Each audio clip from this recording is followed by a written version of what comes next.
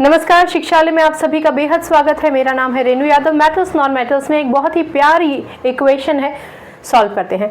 इस इक्वेशन को सॉल्व करने से पहले ये समझिए कि हमने सिर्फ रिएक्टेंट्स लिखे हैं।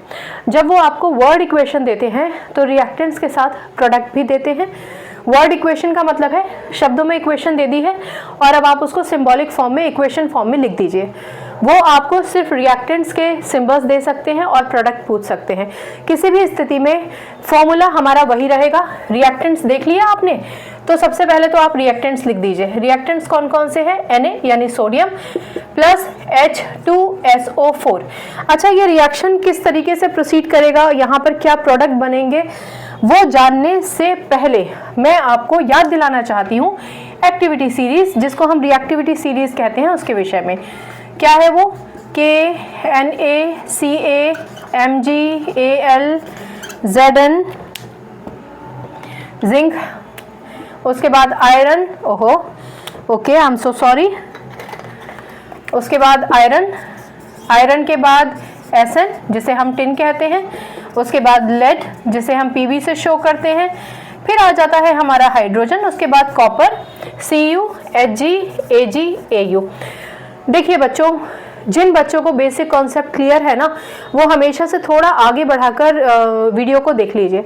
मेरी ये ड्यूटी बनती है कि जब कोई भी स्टूडेंट इस वीडियो को विजिट करे तो मैं उसको बेसिक कॉन्सेप्ट से समझाऊं, इसलिए ये बेसिक कॉन्सेप्ट मुझे क्लियर करना ज़रूरी है। तो बच्चों, ये रिएक्टिविटी सीरीज होती है, जिसे हम एक्टिविटी सीरीज भी कहते हैं। यहाँ देखिए, हाइड्रोजन एक डिटरमाइनिंग एलिमेंट है। हाइड्रोजन से ऊपर वाले जितने भी एलिमेंट हैं वो रिएक्टिव एलिमेंट्स होते हैं। ये हाईली रिएक्टिव, ये मॉडरेट रिएक्टिव, और हाइड्रोजन से जो नीचे वाले एलिमेंट्स होते हैं वो लीस्ट रिएक्टिव होते हैं।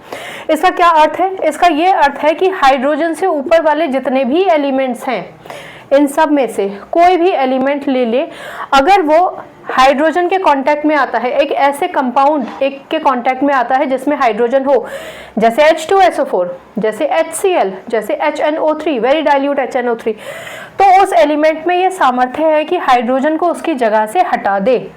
अब आप देखिए, आपके पास कौन है? सोडियम ये रहा, और ये है H2SO4, यानी सोडियम को इस हाइड्रोजन